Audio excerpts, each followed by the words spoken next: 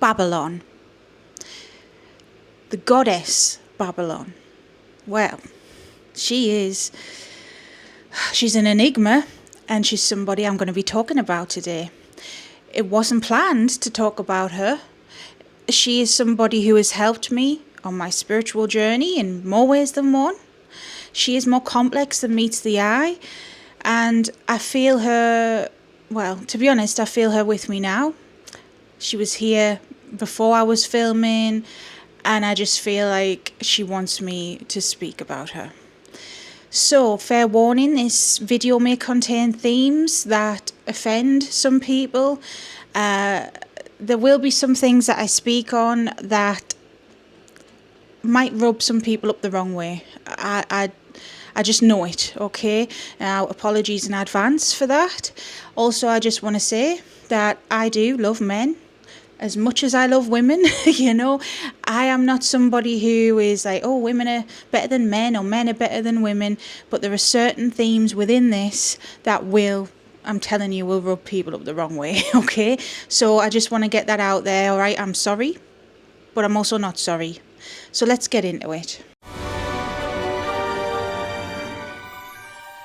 Hello, welcome and welcome back. I'm Sarah, that divination witch. If you haven't been here before, this channel is a community and safe space, meaning, you know, we can share opinions, we can help each other out. We don't always agree, but we keep it civil. Hence why I put those warnings at the beginning as well, you know. Keep it civil. If you like that, hit subscribe. And if you want to support me in the channel, all of my links are in the description. I do lots of different readings. I've also got Patreon, teaching on there, all sorts going on. Thank you. Right, so yes, like I say, I really feel her with me. I really, really do. And she has helped me before and helped me in so many ways. And now is the time to talk about her. I have a series on the channel that I want to revisit soon, but other things keep cropping up. And that is about deities and spirits I've met over the years. Some I've worked with personally. Some I've just passed on messages for other people, because I am someone who does a lot of deity readings, so I do have the utmost privilege to connect with beings and spirits from all across the globe, all different cultures. So I do have a lot of experience in that regard. Some people don't like that. I don't care. It's my job. So yeah, Babalon is somebody. She is dear to my heart now. She is a complex being, as I've said. She's just everything. Now, I wear her symbol with pride, along with other people's that you may have spotted on there. Hecate, Lucifer is another. Lilith, of course. Now, let's explain who she is first. So, Babalon. If you look her up, her name is spelt differently to the city, the culture, the place, Babalon. It is spelled B-A-B-A-L-O-N. And if you look her up, you will see Aleister Crowley. Oh yeah, you will. And this is where we may be rubbing some people up the wrong way. Now, Babalon, as a goddess, as an archetype, you could argue she was coined by Crowley. Now, Crowley, he's a controversial man. He isn't the nicest of people. But I've got experience in my own way understanding him. And each to their own. There are people to this day that still follow Thelema, which is his own movement, his own spiritual, you could say, religion. Okay. Babalon is a figure within that as well. And Thelema ties in with the Kabbalah and other teachings. So Crowley himself, you know, he pushed boundaries, let's put it like that. He had a fascination with being the beast himself. And he lived up to that role. He relished it. When people called him the most wickedest man, he was like, yeah, I am. From his upbringing, before he was who he was. As a child, he was from a Christian family. He didn't take it serious, sort of thing. From when I've read his biography, and researched him, he had this fascination with Revelations, the chapter Revelations, which is supposed to predict the apocalypse. And the figure of Babalon is mentioned within Revelations, as is the beast. So within Revelations, the Christian Bible, which, take it with a grain of salt, but it is supposedly depicting end times and what's going to happen. And Babalon is supposed to symbolise a harlot, is supposed to symbolise the feminine, demonic side, you could say. And she rides in full of destruction, full of hell, you could say, on the beast. The beast is literally like a beast, like a dragon, like a creature with several different heads, like a hydra thing. And she is drinking from a cup of abominations. She is said to be the mother of abominations, sin personified. And this cup is supposedly filled with the blood of saints, and she is drinking their blood. And it's supposedly a feminine, evil woman. Let's say it like that. So Crowley was fascinated with this chapter, and he was fascinated with being the beast, the male counterpart of that, and being like the Antichrist in a way, being like the evil one. And to me, personally, from what I know of Crowley, I mean, yes, he pushed the boundaries. He wasn't the nicest of guys to women. He wasn't. He had several partners. He focused a lot on sexual magic, and when doing these rites of sexual magic, to this day people still do,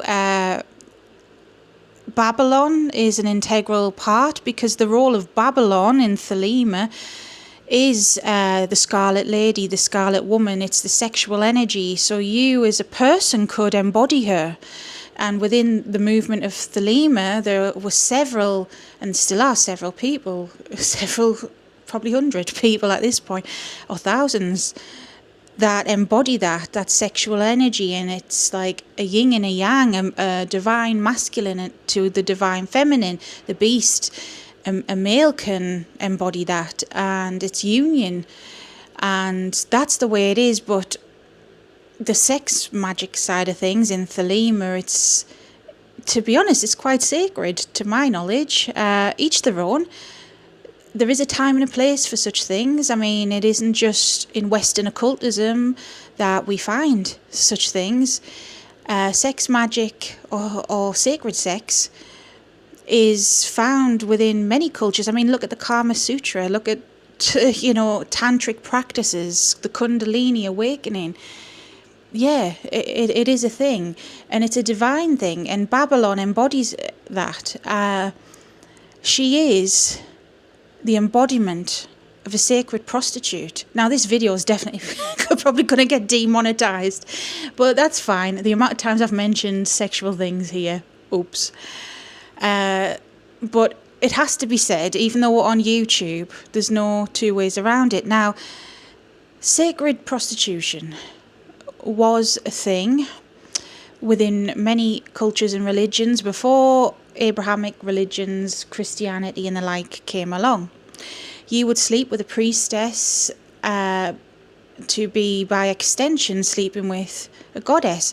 Normally it was fertility goddesses and their priestesses that were of this practice, like Inanna as an example from Mesopotamia, Assyria, Ishtar, the one and the same in a way. Now, I'm no historian. This is just from my intuition, my understanding, my experience, and what I have researched. So Babalon was coined by Crowley within his practices as the divine feminine, as this sacred prostitute, as this sacred sexual being, a woman. But she was demonized before that by Christianity as that figure, which was a parody of the actual divine union, you could say, between priestesses the gods and that practice. It was demonizing that practice, that was unholy and wrong. So this is where we get the archetype in general of a sacred prostitute, you know. There are other beings that link in with this. Lilith is one, very popular lady, especially in modern times. I have worked with Lilith almost as long as I've worked with Hecate. I am very close to Lilith. I see her as a mother figure to me. Our connection hasn't always been, well, it isn't sexual, basically. Although she has taught me to be more confident in things, it just isn't. But Lilith and Babalon, you could argue they're one and the same. There are others, Lilith's sisters, Esheth, Zenanum. I always pronounce her name wrong, apologies. Nama, Agrat Bat Malat. You could argue they're different personifications of that archetypal energy of the sacred prostitute. Then there are other energies like, you will have heard of this, Jezebel. Christians use this name as a demoness. Even today, if you look it up on YouTube, you know those faith healing people that like speak in tongues and stuff like that. They talk about the Jezebel spirit possessing people, blah, blah, blah. It's a way of demonizing a woman's sexuality. So that's who, Babalon is. There are others that you could link in, like Queen of Sheba, others I can't think of off the top of my head. But Babalon is an archetypal goddess energy of the sacred prostitute, a harlot, a sexual energy, you could say. But having worked with Lilith myself and Babalon at this point, there is more than meets the eye. Although Crowley framed her in such a way, and yes, there is a time and a place for that, I'm not condemning it. It is not what was sensationalised. I mean, back in Crowley's day, that was very taboo, But sex magic, time and place, fair enough. But that's not all she is. Without sex, we cannot have life. Yes, there is the lustful side of it. There is the pleasure, there is the energy. It's said this is why people practice that sort of energy is one of the most powerful energies there is. But why is that? It's not just the nice feelings you get, it's because it creates life. To have that archetype is also a mother, in a sense. Hence why, I see Lilith as a mother without even understanding all of that at first. Lilith herself is complex and there's different archetypes to Lilith. But taking all of that aside, she embodies that side of things too. So does Babalon, so does Esheth and all the other names that I mentioned.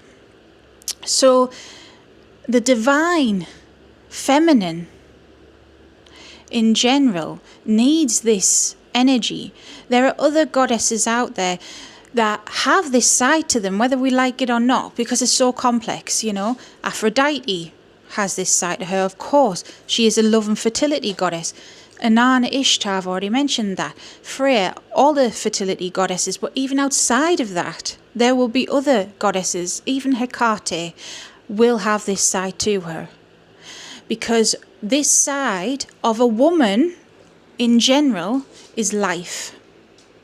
This side of a woman is the energy that brings us all into being. It is the womb of creation. So to have a mother is not just to have a kind, caring, nurturing, woman.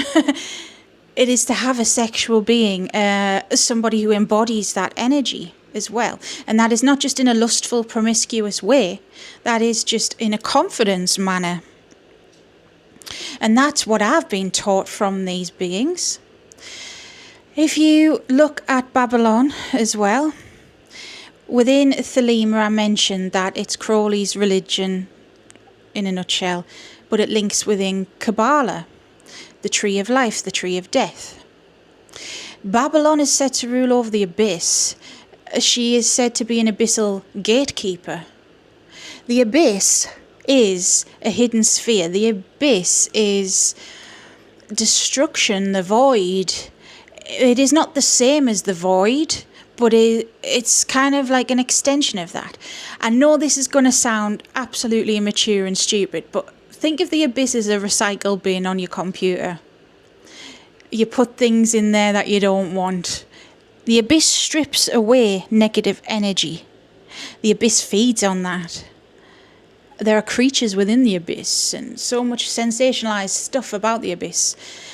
But Babalon embodies that as well, because she is the chaos of creation, and without that abyssal energy we are nothing, because we wouldn't get rid of anything to then make room for the rebirth.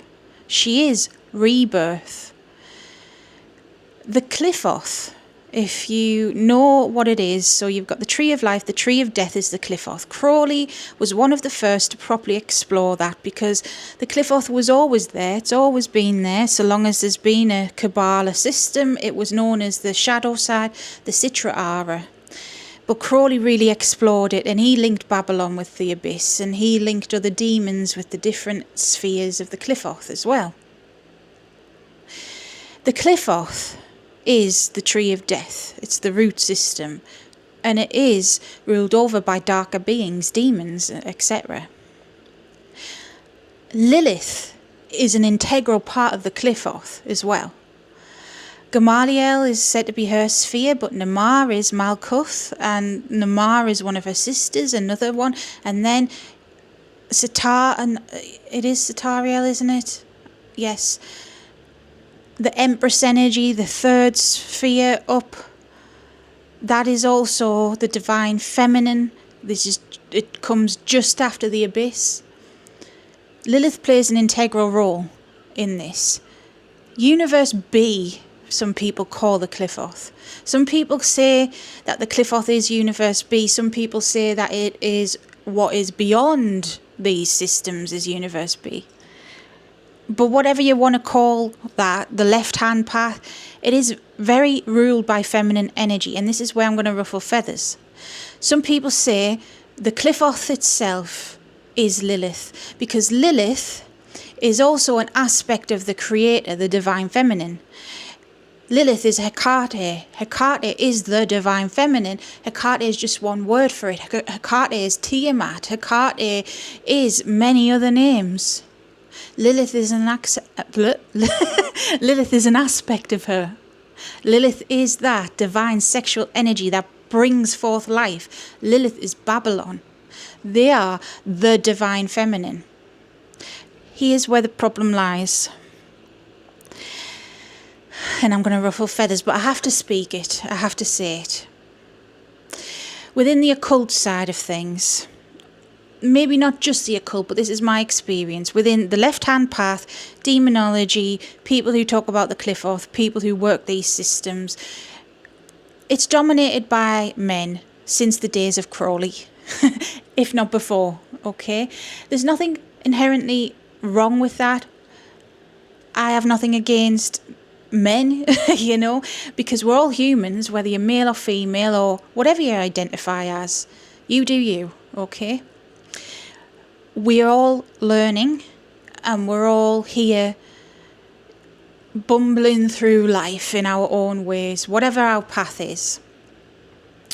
But on this left-hand path situation, there are a lot of prolific figures, and it's not just one, but I've rubbed them up the wrong way several times, a few of them, hence I don't name names. But they want to dominate the feminine. They use names like Lilith, Babalon, Hecate even. And they acknowledge how powerful she is. But then at the same time, they act as if they are her keeper, her owner. That, like Crowley being the beast and uniting with Babalon, but they dominate Babalon, they dominate the feminine. There is a ritual that some people promote in the Qliphoth, which I think is a crock of shit personally, but it's called raising the bride. Instead of it being about union, which is what it should be really, it's in equal measure, the male and female coming together to create life, to ascend. It appears to be more dominance over the feminine, that you are just a lowly, basically someone to be subservient, that the men are the ones with all the power. And it's a common theme I've noticed, that supposedly these males who say they cross the abyss, etc., that say they're all powerful and that, they lash out, they're nasty, especially towards females. They're misogynistic. I have to speak out on it, and I feel Babalon wants me to. I feel Lilith, I feel Hecate wants me to, that this is a problem within the left-hand path teachings, the information we've got. It is very rare that we have male teachers that are not misogynists. They profess to be left-hand path practitioners, which in its essence is feminine, and yet they want to control and dominate. A lot of these people then lash out. A lot of these people are blinded by their egos, because, I'm sorry to say, you haven't successfully crossed anything. Not with that attitude. They get lost in hubris. They get lost in the fact, I am powerful, I am a god in my own right, and take that to the extreme. That is not true empowerment. That is not truly embodying Lilith, Babalon, Hecate. I've had these people use Hecate against me like some sort of weapon and things like that before. To each their own. I am not saying that she doesn't have a sexual energy, because I've already explained we need the sexual energy to birth life, and we need union. Masculine and feminine need to come together. But when it comes to these goddesses, in particular, the dark goddesses, I have noticed this reoccurring theme. And let me tell you, the goddesses know this and see this, and it isn't lost on them. These goddesses do not answer to anybody. Lilith does not bow. You cannot get the feminine to bow to you as a subservient thing and say you're empowered. Karma will come for you from the goddesses themselves. More feminine people and more balanced people, not just feminine, because this is not all males that are like that, okay? I have met some amazing males who teach, who respect the feminine. I've also met females that are so quick and willing to give up their power, who lick arse of these people and are just so willing to hand it over.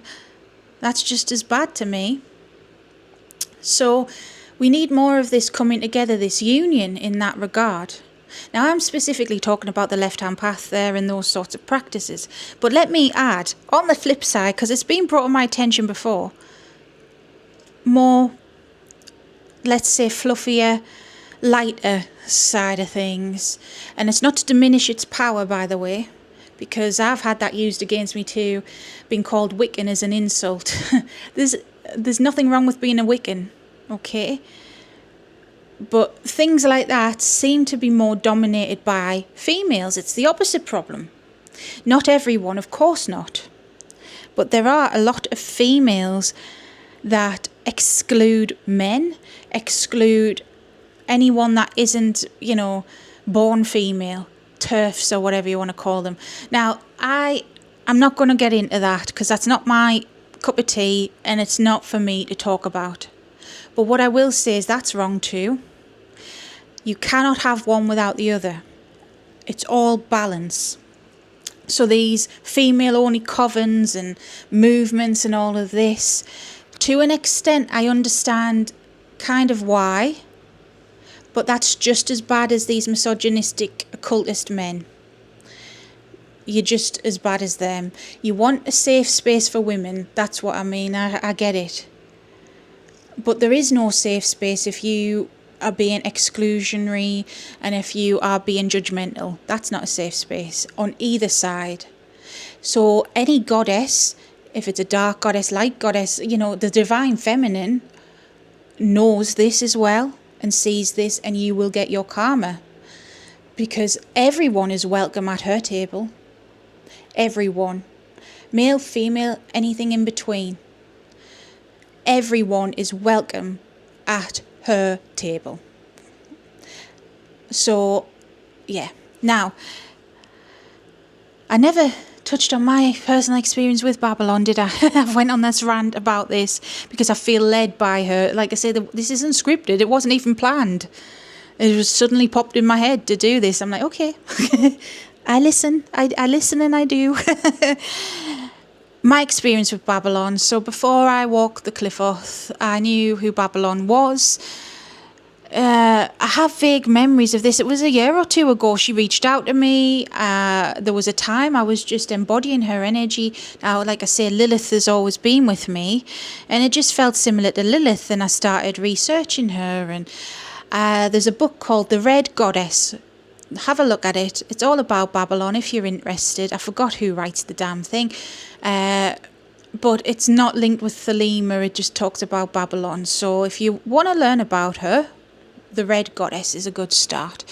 So I was reading that and just embodying her energy, and then nothing kind of came of it. It just was what it was. But then, and I've been sharing it for members only and on Patreon as well because of these misogynistic men. But my Qliphoth journey, I met her again. I haven't gotten to that stage yet because I've got a lot to cover on these videos, but eventually I will. But she came to me first in Gamaliel with a lot of other women. A lot of these other energies, Lilith, Namar, Agrat, Mashaloth was there. Sheth. Anyways, a lot of energies during my time in Gamaliel. And then Babalon, she became a guide to me, her and Lilith. I had a lot of profound moments with Babalon. She helped cleanse me of parasites, helped clear my aura. She helped me through the abyss. She crowned me a scarlet woman in my own right as well when I crossed the abyss. I embodied more of her energy, and I don't know how else to explain it, but a deep understanding of who and what she is and what she stands for. She helped me through my journey, she really did. And when I was done and finished, it was her, Lilith and Hecate really that helped me the most. And it was sort of like a trinity that they appeared to me in a way. And I did things, rituals, meditations, etc. with them. But really, she helped empower me and help me see that side of myself. More than, it's not just a lustful thing. It is a power thing. It is like, yes, I can and I do embody the feminine. And I am powerful. And yeah, I don't know how else to put it into words. But she really helped me. And since then, I have her symbol on me. I didn't know what to call it then. Now you may have noticed as well Lucifer's symbol. Now Lucifer, although he's a man, is a very feminine energy too. Because Lucifer, you could say, is linked with Astarte, is linked with Venus, is linked with that energy. I am very ruled by Venus too. It is that creation energy. And Lucifer is the left-hand path as well. So you just can't remove the feminine from that. But Lucifer is the masculine, and I embrace both, You've got to be balanced. Yeah, so I just felt she wanted me to speak on her and speak on this situation and get some things off my chest, because I feel like one of the few speaking up about stuff like this. I really do. Stop handing your power over to other people, male, female, or otherwise. Start embodying who you really are, who you truly are. Start being authentic and genuine. And you know what? These people may try threaten you. They may try diminish you. They may try bully you. Try is the key word. Someone only has power over you as much as you allow them. I've learned this. And I'm not allowing that anymore. I've had people try and tarnish my name. It'll all come out in the wash, as they say where I'm from. As Hecate also said recently in a reading that I shared on this channel, true intentions will always come out. Always. And that's the tea. So I hope you found this video interesting. Thanks for listening. If you made it this far, hit subscribe. Check out the channel for more. I've got a whole playlist on Hecate, over 100 videos. I've got a whole playlist on Lilith. I've got a whole playlist on the Qliphoth and stuff like that. And if you want to learn more about my personal journey, it'll be on memberships and Patreon. And yeah, thanks for being here. Hit subscribe. And until next time, stay safe, stay witchy. Bye-bye.